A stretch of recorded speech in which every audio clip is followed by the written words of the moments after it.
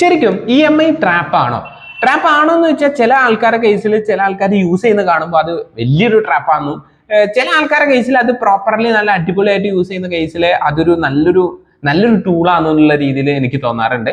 So എൻ്റെ കേസിൽ ഞാൻ എടുത്ത EMI ആണെങ്കിലും ഞാൻ ഒരു കാര്യങ്ങൾ പർച്ചേസ് ചെയ്യുന്ന സമയത്ത് in the case of business ആണെങ്കിലും പേഴ്സണൽ ആണെങ്കിലും വാങ്ങുന്ന സമയത്ത് ഞാൻ ശ്രദ്ധിക്കുന്ന കുറച്ച് കാര്യങ്ങളുണ്ട്. ഇതൊരു ട്രാപ്പ് ആവാതിരിക്കാൻ വേണ്ടി ഞാൻ ശ്രദ്ധിക്കുന്ന കുറച്ച് കാര്യങ്ങളുണ്ട്. സോ ഇതിനെ കുറിച്ചാണ് നമ്മൾ ഈ ഒരു വീഡിയോ ചെയ്യുന്നത്. നിങ്ങൾ ഓൾറെഡി EMI എടുത്തവരൊക്കെ ആണെങ്കിൽ നിങ്ങൾക്ക് പെട്ടെന്ന് കണക്ട് ആവും. ഇനി എടുക്കാൻ പോകുന്നവരാണെങ്കിൽ ഈ കാര്യങ്ങൾ ശ്രദ്ധിച്ചു കഴിഞ്ഞാൽ കുറച്ചുകൂടി ബെസ്റ്റ് ആവും. സോ നമുക്ക് നേരെ വീഡിയോയിലോട്ട് പോകാം. എന്താ സംഭവിച്ചാൽ EMI ബേസിക്കലി എന്താന്ന് വെച്ച് കഴിഞ്ഞാൽ നമ്മളെല്ലാവരും പർച്ചേസിങ് പവർ കൂട്ടാണ് ശരിക്കും അല്ലെ. ഇപ്പൊ എല്ലായിടത്തും ഏത് നോട്ടീസ് ആയിക്കോട്ടെ പോസ്റ്റർ ആയിക്കോട്ടെ എല്ലാ ഹോൾഡിങ്സിലും വലിയ വലിയ കമ്പനീസ് എല്ലാവരും ഫോക്കസ് ചെയ്യുന്നത് എന്താ വെച്ചാൽ zero cost no cost EMI, അതേപോലെ തന്നെ നിങ്ങൾക്ക് ₹1 പോലും ഡൗൺ പേയ്മെന്റ് ഇല്ലാതെ പെട്ടെന്ന് ഒരു സാധനം വാങ്ങാം. അപ്പൊ ആൾക്കാരുടെ മൈൻഡ് സെറ്റില് ഗാഡ്ജറ്റ്സോ അല്ലെങ്കിൽ അവരൊക്കെ എക്യുപ്മെന്റ്സ് വാങ്ങാന് ഒരു റിസ്കും ഇല്ല എന്നുള്ള രീതിയിലേക്ക് മാറുകയാണ് ബേസിക്കലി. സോ അത് ചില ആൾക്കാരുടെ മൈൻഡ് സെറ്റില് അതൊരു അഗ്രസീവായിട്ട് അൺനെസസറി ആയിട്ട് ഒരുപാട് സാധനങ്ങൾ വാങ്ങാനുള്ള സാധ്യത ഉണ്ട്.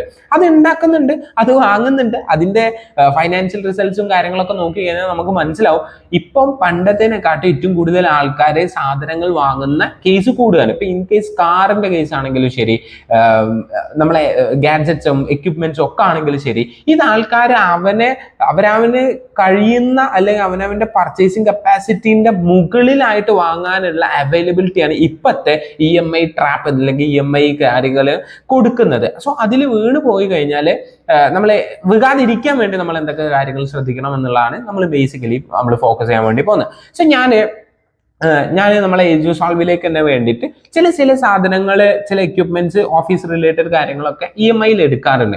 ഞാനത് EMI എടുക്കുന്നതിന് മുന്നേ ഞാൻ ശ്രദ്ധിക്കുന്ന ഒരു കാര്യം, ഇത് കൃത്യമായി അടച്ചു പോകാനുള്ള ക്യാഷ് ഫ്ലോ അപ്കമിങ് 6 months അല്ലെങ്കിൽ 1 yearലേക്കൊക്കെയാണ് നമ്മൾ അത് ചെയ്യുന്നുണ്ടെങ്കിൽ ആ ഒരു 1 yearലേക്ക് നമുക്ക് ഇതിന്റെ ക്യാഷ് ഫ്ലോ വരുമോ എന്നുള്ളതാണ്. സോ ഇത് വരുമോ എന്നുള്ളത് എക്സ്പെക്ട് ചെയ്യുക എങ്ങനെയാന്ന് വെച്ചാൽ പാസ്റ്റ് ഡാറ്റ വെച്ചിട്ടായിരിക്കും. അതായത് ഇപ്പൊ എക്സാമ്പിൾ പറയുകയാണെങ്കിൽ ഈ മന്ത് ഞാനൊരു 10,000 EMI വരുന്ന ഒരു സാധനം, ഒരു ഗാഡ്ജറ്റ് എന്ന് പറയുന്ന ഒരു ഗാഡ്ജറ്റ് വാങ്ങുകയെന്ന് വിചാരിക്കാം. അപ്പൊ ഓൾറെഡി ഞാൻ എന്താ ആലോചിക്കുക എന്ന് വെച്ചാൽ നെക്സ്റ്റ് 1 year എനിക്ക് ആ ഒരു 10,000 അഡീഷണലി പ്ലസ് നമ്മൾ ഓപ്പറേഷൻ കോസ്റ്റും എല്ലാം മീറ്റ് ചെയ്ത് കഴിഞ്ഞിട്ട് പ്ലസ് എന്ത് വേണം, മിനിമം 10,000 വേണമെന്നുള്ളതാണ്.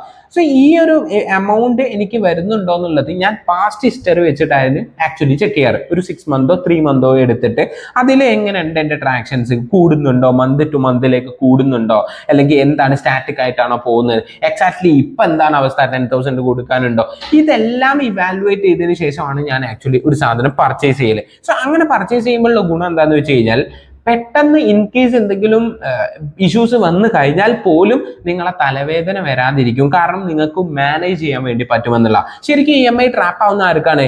ഈ മാനേജ്മെന്റ് സിസ്റ്റം അല്ലെങ്കിൽ ഇത് പ്രോപ്പർലി മാനേജ് ചെയ്യാൻ പറ്റാത്തവർക്കാണ്. നിങ്ങളൊന്ന് ആലോചിക്കുക, നിങ്ങൾക്കിപ്പോൾ iPhone 17 Pro വാങ്ങാനുള്ള കപ്പാസിറ്റി ഇല്ല. നിങ്ങളെ സാലറി ആണെങ്കിൽ ഒരു 10,000 അല്ലെങ്കിൽ 20,000 ആണെന്ന് വിചാരിക്കാം. അതിൽ നിങ്ങളൊരു 5,000 6,000 EMI ആയിട്ട് കൊടുക്കുക എന്ന് പറഞ്ഞാൽ നിങ്ങളെ സാലറിന്റെ ഒരു 50-60% നിങ്ങൾ ഒരു EMI അടയ്ക്കുകയാണെങ്കിൽ ബാക്കി എക്സ്പെൻസ് കഴിച്ച് ഇനി ഇൻ കേസ് വല്ല എമർജൻസി കാര്യങ്ങൾ വന്നു കഴിഞ്ഞാൽ നിങ്ങൾ എവിടുന്ന് എടുക്കും? സോ EMIക്ക് എമർജൻസി കേസ് ആണെന്ന് പറയാൻ പറ്റുമോ? ഇല്ല, അത് കൃത്യമായിട്ട് പോകും വേണം. സോ ഇങ്ങനെ നിങ്ങൾ കറക്റ്റ് ബഡ്ജറ്റ് അലോക്കേഷൻ ചെയ്തിട്ടില്ല എന്നുണ്ടെങ്കിൽ നിങ്ങൾ എന്തായാലും EMI ട്രാപ്പിൽ പെടും എന്നുള്ളതാണ് അർത്ഥം. പിന്നെ മറ്റൊരു പ്രശ്നം എന്താ വെച്ചാൽ ഒരാൾ ഒരു EMI എടുത്ത് അടച്ചു കഴിഞ്ഞാൽ അടുത്തെടുക്കും, അടച്ചു കഴിയലും അടുത്തെടുക്കും. സോ ആക്ച്വലി ഇത് അടുത്തെടുക്കുന്നതിന്റെ ബുദ്ധിമുട്ടല്ല, ശരിക്കും നിങ്ങൾ വാങ്ങുന്ന സാധനം നിങ്ങൾക്ക് ആവശ്യമുള്ളതാണോ എന്നുള്ളതാണ് ഇവിടുത്തെ മെയിൻ പോയിന്റ്. അതായത് നിങ്ങൾ ജസ്റ്റ് അവന് 70 ഇറക്കിയല്ലോ എന്നാൽ ഞാൻ 17 Pro ഇറക്കാം, അങ്ങനാണോ നിങ്ങൾ എടുക്കുന്നത്? അത് നിങ്ങൾക്ക് കോണ്ടന്റ് ക്രിയേഷൻ ചെയ്യണം, അല്ലെങ്കിൽ എനിക്ക് അതിൽ നിന്നൊരു ഇൻകം ജനറേറ്റ് ചെയ്യാൻ വേണ്ടി എനിക്ക് ഒരു എക്യുപ്മെന്റ് വേണം, ആ രീതിയിലാണോ നിങ്ങൾ എടുക്കുന്നത് നിങ്ങൾ ചിന്തിക്കാം.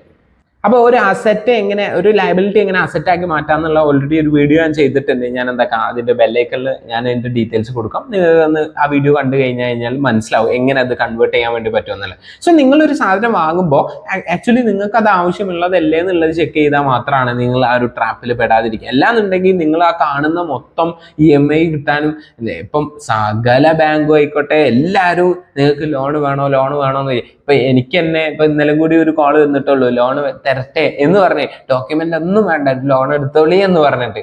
സോ ഇത്രത്തോളം നമ്മളെ ചുറ്റുപാടിൽ നമുക്കൊരു എന്ത് വരികയാണ്, പ്രഷർ വരികയാണ്, അല്ലെങ്കിൽ നമുക്കൊരു ഫേവർ വരികയാണ് ലോൺ എടുക്കാൻ, EMI എടുക്കാൻ. സോ നമ്മൾ അതിൽ പെട്ടുപോകാതിരിക്കാൻ വേണ്ടി നമുക്ക് കൃത്യമായ ഒരു അലോക്കേഷൻ വേണം. ഞാൻ ഇത്ര എത്തുമ്പോൾ മാത്രമായിരിക്കും ഇത് വാങ്ങുക.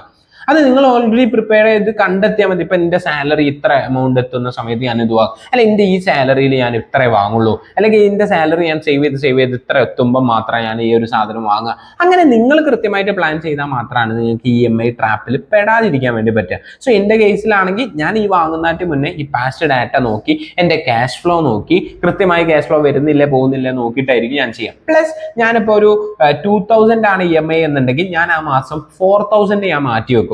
കാരണം എന്താ വെച്ചാൽ ആസ് എ എമർജൻസി ഫണ്ട് പോലെ ഞാൻ ഒരു എക്സ്ട്രാ എമൗണ്ട് മാറ്റി വെച്ചിട്ടായിരിക്കും ഞാൻ മാനേജ് ചെയ്യുക. അപ്പം ഇൻ കേസ് നമ്മളതിൽ ഒരു സിംഗിൾ ടൈം ആയിട്ട് വലിയൊരു എമൗണ്ട് വന്നു കഴിഞ്ഞാൽ ഒറ്റയടിക്ക് അടയ്ക്കൂല. മേ ബി എന്തായിരിക്കും എന്ന് വെച്ചാൽ നമ്മൾ ഓൾറെഡി ഈ 0 കോസ്റ്റ് EMI ആവുന്ന സമയത്ത് ഫസ്റ്റ് ഇനീഷ്യലി നമുക്കൊരു എക്സ്ചേഞ്ച് സംതിങ് കാർഡിന്റെ സംതിങ് എമൗണ്ട് ഒരു ചാർജ് വരും. ആ ചാർജ് എന്തായാലും നമ്മൾ അടയ്ക്കേണ്ടി വരും. അത് അടിച്ചു കഴിഞ്ഞ് പിന്നെ EMI വരുന്നില്ല എന്നുണ്ടെങ്കിൽ പിന്നെ നമ്മൾ ഒറ്റയടിക്ക് അടയ്ക്കുന്നത് ശരിക്കും മണ്ടത്തരാണ്. സോ ആ സമയത്ത് ഇത് കൃത്യമായി അലോക്കേറ്റ് ചെയ്യാൻ വേണ്ടിയിട്ട് അത് ഓരോ മന്ത്ലി വൈസ് ആയിട്ട് ഞാൻ എവിടെയെങ്കിലും എന്താക്കും, ഇൻവെസ്റ്റ് ചെയ്ത് അല്ലെങ്കിൽ എവിടെയെങ്കിലും മാനേജ് ചെയ്ത് വെക്കും. സോ ഇങ്ങനെയൊക്കെ നിങ്ങൾക്ക് പ്രോപ്പർലി മാനേജ് ചെയ്ത് കഴിഞ്ഞാൽ EMI ട്രാപ്പിൽ പെടാതിരിക്കാൻ വേണ്ടി പറ്റും. ഞാൻ പറയുന്ന ഫോക്കസ് എന്താണ്, നിങ്ങൾ എന്തിനാണ് എടുക്കുന്നത്, ആ ഒരു സാധനം പ്രൊഡക്റ്റ് എടുക്കുന്നതിന്റെ പർപ്പസ് ചെക്ക് ചെയ്യുക. 2, നിങ്ങളെ ക്യാഷ് ഫ്ലോനെ കുറിച്ച് നിങ്ങൾക്ക് ഒരു ഐഡിയ ഉണ്ടായിരിക്കണം. നിങ്ങളെ സാലറിന്റെ എത്ര പെർസെൻറ്റേജ് ആണെന്ന് നിങ്ങൾക്ക് എന്തായിരിക്കണം, ഐഡിയ ഉണ്ടായിരിക്കണം എന്നുള്ള ഈ 2 കാര്യങ്ങൾ നോക്കിക്കഴിഞ്ഞാൽ തന്നെ നിങ്ങൾക്ക് ആ ഒരു പ്രൊഡക്റ്റ് വയബിൾ ആണോ അല്ലേ എന്നുള്ളത് നിങ്ങൾക്ക് എന്താവും, മനസ്സിലാവും. ഇതിലൂടെ EMI ട്രാപ്പിലേക്ക് എന്താക്കാൻ പറ്റുമോ, ചാടി കയറി ഇറങ്ങാതിരിക്കാൻ വേണ്ടി നോക്കാം. അത് കാരണം എന്താ വെച്ചാൽ നമ്മളെ ബ്രെയിനിൽ ബേസിക്കലി 2 സിസ്റ്റമായിട്ടാണ് വർക്ക് ചെയ്യുന്നത്. ഫസ്റ്റ് സിസ്റ്റം ഇമോഷൻ ബേസാ, നിങ്ങളൊരു സാധനം കാണും അപ്പം ചാടി കയറി വാങ്ങുക. സോ ആ ഒരു സാധനം അവോയ്ഡ് ചെയ്യാൻ വേണ്ടി നിങ്ങളൊരു 1 മിനിറ്റ് 2 മിനിറ്റ് സമയം എടുത്ത്, ഒരു 5 മിനിറ്റ് എടുത്ത് ചിന്തിച്ച് ഈ കാര്യങ്ങൾ ചെക്ക് ചെയ്യുമ്പോൾ നിങ്ങൾക്ക് എന്താക്കാൻ വേണ്ടി പറ്റും, വാങ്ങാൻ വേണ്ടി പറ്റും, വാങ്ങാതിരിക്കാൻ വേണ്ടി പറ്റും, കാര്യങ്ങൾ നോക്കാൻ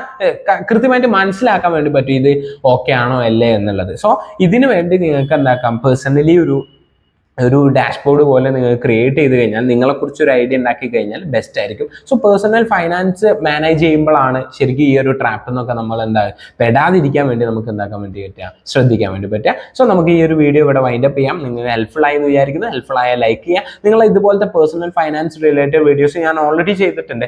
ബഡ്ജറ്റ് ട്രാക്കിംഗ് ആയിക്കോട്ടെ, അതുപോലെ തന്നെ നിങ്ങളെ പേഴ്സണൽ ഫൈനാൻസ് എങ്ങനെ മാനേജ് ചെയ്യണം, മണി എങ്ങനെ മാനേജ് ചെയ്യണം, മണീനെ കുറിച്ച് എങ്ങനെ പഠിക്കണം എന്നുള്ള രീതിയിൽ ഓൾറെഡി വീഡിയോ ചെയ്തിട്ടുണ്ട്. ചാനൽ ചെക്ക് ചെയ്ത് കഴിഞ്ഞാൽ നിങ്ങൾക്ക് കിട്ടും. So thank you.